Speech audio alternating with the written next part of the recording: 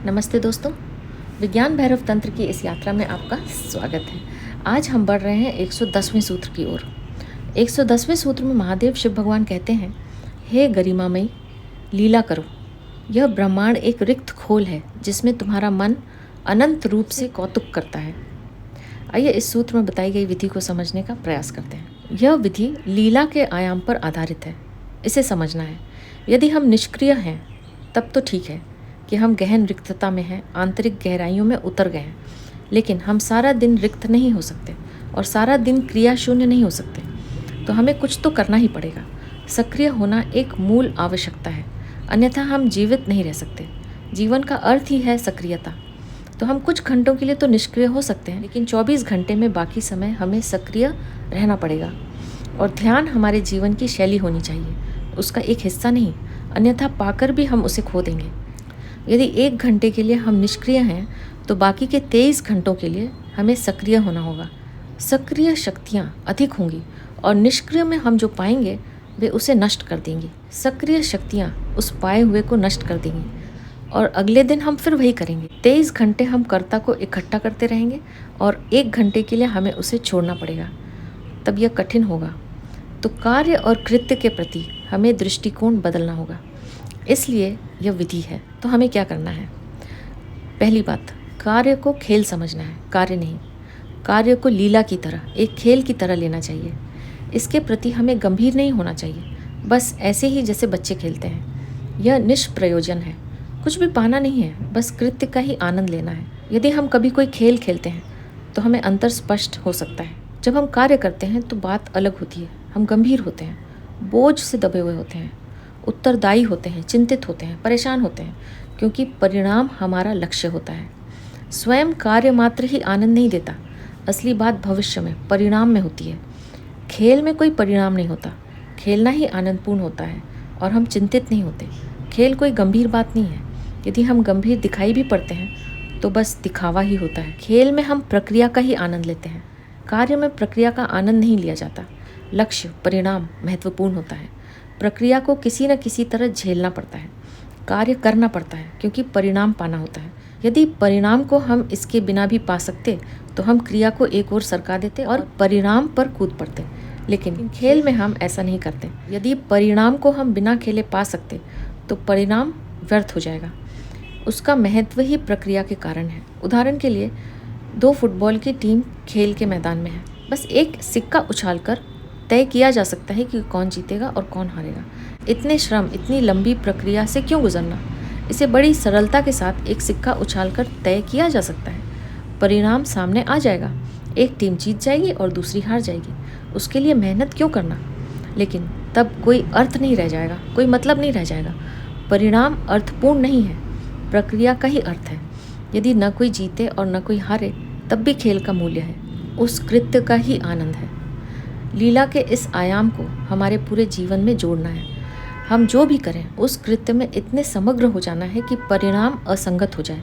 शायद वह आ भी जाए, उसे आना ही होगा, लेकिन हमारे मन में न हो। जब हम कृत्य कर रहे हैं तो हम बस खेल रहे हैं, आनंद ले रहे हैं। कृष्ण का यही अर्थ है जब वे अर्जुन को कहते हैं कि भविष्य परमात्मा के हाथ में छोड़ दे, तेरे कर्मों का फल परमात्मा के हाथ में है, तू तो बस कर्म कर। यही सहज कृत्य लीला बन जाता है। यही समझने में अर्जुन को कठिनाई होती है, क्योंकि वह कह सकता है कि यदि सब लीला ही है तो हत्या क्यों करूं, युद्ध क्यों करूं। वह समझ सकता है कि कार्य क्या है, पर वह यह नहीं समझ सकता कि लीला क्या है। और कृष्ण का पूरा जीवन ही एक लीला है। हम इतना गैर गंभीर व्यक्ति कहीं ढूंढ नहीं सकते। उनका पूरा जीवन ही एक लीला है, एक खेल है, एक अभिनय है। वे सब चीज़ों का आनंद ले रहे हैं, लेकिन उनके प्रति गंभीर नहीं है। वे सघनता से सब चीज़ों का आनंद ले रहे हैं, पर परिणाम के विषय में बिल्कुल भी चिंतित नहीं है। जो होगा वह असंगत है। अर्जुन के लिए कृष्ण को समझना कठिन है, क्योंकि वह हिसाब लगाता है, वह परिणाम की भाषा में सोचता है। वह गीता के आरंभ में कहता है, यह सब असार लगता है। दोनों ओर मेरे मित्र और संबंधी लड़ रहे हैं, कोई भी जीते नुकसान ही होगा, क्योंकि मेरा परिवार, मेरे संबंधी, मेरे मित्र ही नष्ट होंगे। यदि मैं जीत भी जाऊं तो कोई अर्थ नहीं होगा, क्योंकि अपनी विजय मैं कैसे दिखलाऊंगा? विजय का अर्थ ही तभी होता है जब मित्र, संबंधी, परिजन उसका आनंद ले। लेकिन जब कोई भी ना होगा, केवल लाशों के ऊपर विजय होगी, कौन उसकी प्रशंसा करेगा? कौन कहेगा कि अर्जुन तुमने बहुत बड़ा काम किया? तो चाहे मैं जीतूं चाहे मैं हारूं, सब आसार लगता है, सारी बात ही बेकार है। यह पलायन करना चाहता है, वह बहुत गंभीर है, और जो भी हिसाब किताब लगाता है वह उतना ही गंभीर होगा। गीता की पृष्ठभूमि अद्भुत है। युद्ध सबसे गंभीर घटना है। हम उसके प्रति खेलपूर्ण नहीं हो सकते, क्योंकि जीवन मरण का प्रश्न है, लाखों जानों का प्रश्न है। हम खेलपूर्ण नहीं हो सकते। और कृष्ण अर्जुन से आग्रह करते हैं कि वहाँ भी तुम्हें खेलपूर्ण होना है। तुम यह मत सोचो कि अंत में क्या होगा, बस अभी और यहीं जियो। तुम बस योद्धा का अपना खेल पूरा करो, फल की चिंता मत करो, क्योंकि परिणाम तो परमात्मा के हाथ में है। और इससे भी कोई फर्क नहीं पड़ता कि परिणाम परमात्मा के हाथ में है या नहीं। असली बात यह है कि परिणाम तुम्हारे हाथ में नहीं है, तुम्हें उसे नहीं ढोना है। यदि तुम उसे ढोते हो तो तुम्हारा जीवन ध्यानपूर्ण नहीं हो सकता। सूत्र कहता है, हे गरिमामयी, लीला करो, अपने पूरे जीवन को लीला बन जाने देना है। यह ब्रह्मांड एक रिक्त खोल है जिसमें तुम्हारा मन अनंत रूप से कौतुक करता है। तुम्हारा मन अनवरत खेलता चला जाता है। पूरी प्रक्रिया एक खाली कमरे में चलते हुए स्वप्न जैसी है। ध्यान में अपने मन को कौतुक करते हुए देखना होता है, बिल्कुल ऐसे ही जैसे बच्चे खेलते हैं और ऊर्जा के अतिरेक से कूदते फांदते हैं। इतना ही पर्याप्त है। विचार उछल रहे हैं, कौतुक कर रहे हैं, बस एक लीला है, उसके प्रति गंभीर मत हो। यदि कोई बुरा विचार भी आता है तो ग्लानि से मत भरो, या कोई शुभ विचार उठता है कि तुम मानवता की सेवा करना चाहते हो तो इसके कारण बहुत अधिक अहंकार से भी मत भर जाओ। ऐसा मत सोचो कि तुम बहुत महान हो गए हो। केवल उछलता हुआ मन है, कभी नीचे जाता है, कभी ऊपर आता है। यह तो बस ऊर्जा का बहता हुआ अतिरेक है जो भिन्न भिन्न रूप और आकार ले रही है। मन तो उमड़कर बहता हुआ एक झरना मात्र है और कुछ भी नहीं। तो हमें क्या करना है? हमें खेलपूर्ण होना है। शिव भगवान कहते हैं, हे गरिमामयी, लीला करो। खेलपूर्ण होने का अर्थ है कृत्य का आनंद लेना। कृत्य ही स्वयं में पर्याप्त है।